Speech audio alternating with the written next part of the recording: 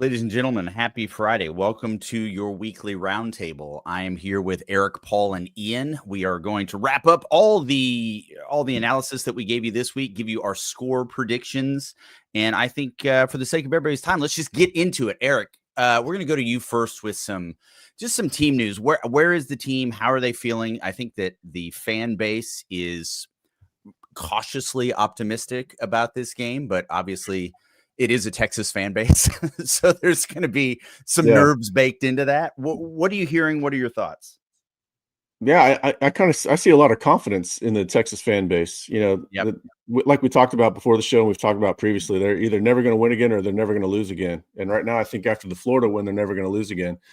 I've had some concerns about this game, honestly, just because Arkansas presents the most balanced offense. Not only are they balanced offense, they also have a dual threat quarterback. And then, as Paul and Ian have done a wonderful job pointing out, their defense is going to throw a lot of stuff that makes Steve Sarkisian and Quinn Ewers have to problem solve, from drive to drive. So that's a bit of a concern. But when I voiced those concerns to a source, he kind of laughed at me and told me to quit being a P word, and that they feel good about it. They had a very good week of practice. There's a lot of confidence. They're not taking them lightly. They have a lot of respect for what Arkansas is going to give them, going to show them. I think they're going to force Texas to provide a few new looks that we haven't seen quite as much of this year. But overall, sources are confident. Good week. The source said, the offense had a good week of practice because Sark was happy all week. And Sark, pretty much like Charlie Strong before him, he judges the week of practice based on how his side of the ball performed and nothing else. So Ian and Paul, you guys have done a great job this week of breaking down what we might expect from this. I'd love to talk to both of you and what would be the ideal situation for you coming out of this? Or maybe another way of framing that is on the opposite side of it. Is there anything that in particular about Arkansas that might worry you? If Arkansas surprises Texas with their defense early on and Texas gets caught in a bit of a slog and Arkansas is able to maybe slowly establish the run or score a couple times early on, I just don't want this game. I wouldn't want this game to get into like a Vanderbilt type deal where it comes down to making plays at the end of the fourth quarter. The flip side is Texas scores early. Arkansas is forced to throw on the Texas secondary and pass rush and aren't able to establish the run, and then it's just over quickly. Give me door number two. Give me door number two. I think for me, it's a healthy Taylon Green feeling himself, in a big home environment. Look, this is Arkansas Super Bowl. That's not Texas arrogance. Arkansas fans will tell you this is our Super Bowl. They had a bye week to prepare. Petrino is a great offensive coordinator, great play caller, and he's going to have some stuff dialed up. And I think you could argue pretty reasonably this is the best offense, or at least the most explosive offense that we'll face all year if you just look at their skill personnel. However, that said, Petrino is going to have to find 4 quarters to overcome an offensive line that's not great. And offensive line is like one of those things where it's the 5 guys moving the couch, and you realize 2 of them aren't even putting any weight on their hands, right? Arkansas's got 2 guys that we identified, and I wrote about in my previews, that are not good, and you can absolutely pick on. And so I'm hoping that we do some things to really get Alfred Collins lined up in that guard and get Colin Simmons or Trey Moore or even Barron Sorrell lined up on that tackle and bringing it, because these guys are not just below standard for Arkansas level, team. They're below standard for the SEC. And they're really struggling. Those 2 guys have given up more pressures than our entire offensive line. So I think that's an interesting little cheat code we might be able to exploit. That said, improvisational 6'6", 230-pound quarterbacks who have a big arm and they can run around and they can bend and they can evade. Yeah. They're not fun to play, in front of a big crowd, and they're fired up and feeling it. So we've got to get Taylon Green down on the ground. And if we do that, I don't think we should be hugely worried about this contest. LC, if you can pull up that Richard Walker comment real quick. Yeah. The last comment. Arkansas had a week to prepare, but they have only 1 week of film on Texas's post-bye week offensive adjustments. Great point. So I agree. If Sark has more in the bag from the bye week and from the last couple of weeks that he didn't show against Vanderbilt or Florida, then Arkansas, there's only so much they can do. They have to anticipate. That would be like this is the scenario where Texas just blows them out quickly, is that they just drop a couple things on Arkansas that they weren't ready for, and then it's just over. And we've talked about this a lot during the week, but I think it bears repeating. Is one of the best defensive assets that we have is exactly what you just talked about, Ian, is basically running up the score quick and making them a one-dimensional team. Is with a quarterback like Green, that obviously great with the legs, inconsistent with the throwing, but when he's on, he's dangerous.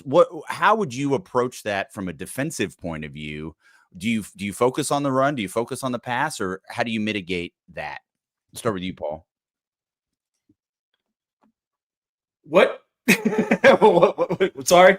That's okay. So I guess Hey, what give I'm that asking one to Ian, because that's who you were giving that one to. Go, Ian. Oh, yeah. So Ian, I've got a question for you. I got it. Okay, great. How do you handle Taylon Green's legs? Do you load up on the run? It depends on their personnel grouping. If they're trying to get out in like personnel groupings where they want to run the option and get them involved that way, then Texas just plays their normal containment strategies. If they're looking to spread you out, but it's obvious they just want Taylon Green to have room to run around, then you need to be thinking speed on the field, get as much speed on the field as possible, and potentially dedicating a linebacker to spying him. And then you're going to have to play carefully on the edges and contain in either event. But if this will be something interesting, if they don't think Arkansas can just run the ball legitimately, then the right answer may be to just get a lot more speed on the field than they normally do and handle them that way. With this, I think I want to jump over to our sponsor, Laura Baker, and then when we come back, I want to hear a little bit from you, Eric, about just as we're just a few short weeks away from signing period and what the recruiting class is looking like. I know it's coming really clear into view, but let's hear from Laura real quick. Hi, I want to tell you about Laura Baker. If you're looking for a new home in the 512, or even at this point, let's face it, 737 area code, there's only one number to call. That's Laura Baker at 512-784-0505. As a member of the elite Andy Allen team with Keller Williams, Laura has helped Longhorns find the home of their dreams in Central Texas. Just ask our resident sex symbol, Ian Boyd, who moved all the way from Michigan to Texas with Laura's help. Laura can help you find what you're looking for in the 512, the 737, or even parts of the 254 and the 210. Just, give her a call at 512-784-0505. Her email is in the description, as well as the rest of her contact details. She's a friend. Give her a call. So how's it? And you and Justin both, Eric, have been on the road this week. Can you talk a little bit about where we are with the class as it's kind of rounding out? Obviously, we've got a few names that have been pretty consistent through this, but I'd love to hear your thoughts on that. Yeah, I was at Elkins, or I was at Shadow Creek on Tuesday, and brought them some bad luck. They had an improbable loss to Elkins last night, which is a shocking loss. So my bad for bringing that bad luck. I'm not going to Arkansas. I'm not going to Fayetteville, so we don't have to worry about that, fans. They got Grayson Littleton, a very talented cornerback, yesterday. From Florida. That was a late development. They had been working it behind the scenes. They went and visited him on November 1st. He decommitted from Clemson about a half hour later. And they were able to get him on an official visit and wrap that one up. And I asked the source, I said, on a scale of 1 to 10, and let's call Malik Muhammad a 9, where's Littleton? And he said he's an 8.5. And I was blown away by that. I said, really? So yeah, he's, might not have the same exact, nobody has the mentality that Manny has to come in and play immediately. Manny's been acting like he was a pro since he was, in 10th grade. And exceptional technique beyond what most true freshmen have. But this kid has the same mental mindset, very similar, and has a little bit more speed. So I was happy to hear that about Littleton. If you go watch his tape, he's got like 7 or 8 returns for touchdowns. It's ridiculous. Very athletic kid. They need a couple more defensive backs. They need another linebacker or 2. They need another 2 defensive tackles. How that's going to shake out, I don't know, because they have so many different lines in the water. They've got a couple more guys visiting for Kentucky, a couple that we're not going to write about yet. but a couple that we have been writing about, Nathaniel Owusu Boateng from IMG. His brother is JOK, the Cleveland Brown, former Notre Dame star. He'll visit. They need 2 more linebackers. Riley Pettijohn, trying to flip him, of course. Madden Faremo is not going to happen. Kellen Wiley officially visited. That's Texas and Miami. That's, Florida kid, going to be tough to pull him, but they're right in the thick of it. How it all shakes out, I'm not sure. They've got a lot of lines in the water, which is what you want to see when you have a number of needs to still fill. And they're still working on Michael Fasusi, and they're working on Michael Terry as well. So this class is number 5 right now. It's got a chance to finish number 3. I think it's going to finish number 3, but they've got to get some of these guys in the boat. How much of an impact do you feel the schedule affects the coaches and how this is going? Because obviously now the signing period is right in the middle of the championship weekend and the playoff hunt. Does that affect any of these last minute closings, as it were, or do they have it all on lockdown? Well, the staff would prefer the day to be moved up. It was too much to juggle before with the portal and high school at the same exact time. So they're happy about that development. But yeah, there's still a lot on their plate. The guy they're going to have to recruit. Hopefully they're trying to get signing day going while they're preparing for the SEC championship. They're just 3 days apart. So yeah, that's every year I write about it. There's a lot on the coach's plate that time of year. I don't know how they do it, but that's why they have built-out staffs, and that's why they get paid a lot of money. I'm not worried about them handling it, just because you want them to have that SEC championship game as a selling point, sure, especially if they're trying to flip a few Aggies. They're playing A&M November 30th, signing day is the 4th, SEC championship game is the 7th. There's a chance to strike, to hit lightning right there with that confluence. So hopefully that they win out, and then I think if they win out, that's the motto behind the scene: just keep winning. Recruiting will take care of itself. And that's what has to happen. Texas has to win their next 3 games. 2 out of 3 of those games are on the road, and we're moving into getting your picks. But before we do, I just want to look at some statistics that don't get talked about a lot. And unfortunately, these really favor the University of Arkansas. So let's just get into it. So the number of buildings on campus that are named after chicken companies. Now, this is something that I think a lot of people really aren't discussing, and specifically in relation to how chicken nuggets can affect an offense. And I'm just curious, from your perspective, Paul, what kind of positive influence can chicken nuggets have on an offense and an educational system? Pretty positive. Look, I've long been on record as lobbying that Parlin Hall should be changed to Popeyes Hall. Sure. Yeah. I floated it on the board. People have called me an idiot, but I guess who's laughing now as soon as you unveil this graphic? Because I think you're going to see that we're woefully behind. We are woefully behind. They do have 2 buildings on campus. One, damn it. Yeah, it is. It's unfortunate. One has a very prestigious name, the Center of Excellence for Poultry Science, and then of course the Don Tyson Center for Agricultural Business. So again, the advantage here is clearly Arkansas, and this was so impactful that frankly I couldn't come up with any more deep stats outside of our common admissions acceptance rate. And again, unfortunately, Texas falls woefully short here, only admitting 31% of their applicants, whereas Arkansas is admitting 72%. Therefore, again, they're serving their community better. Let's get into our. Sorry, yes, I need you to dwell on this for just a minute longer. Yes. Arkansas is funded by Big Chicken. Is that what you're? Now, as you well know, the Big Chicken lobby is very impactful, and especially in the educational field. So Big Chicken has finally got their claws into Arkansas, and I think that to me is one of the, talents. Thank you. I apologize. Yeah, thanks, Napoleon Dynamite. No, I didn't mean to be that guy, but it's a talent. No, you're not being pedantic. You're being accurate. I appreciate that.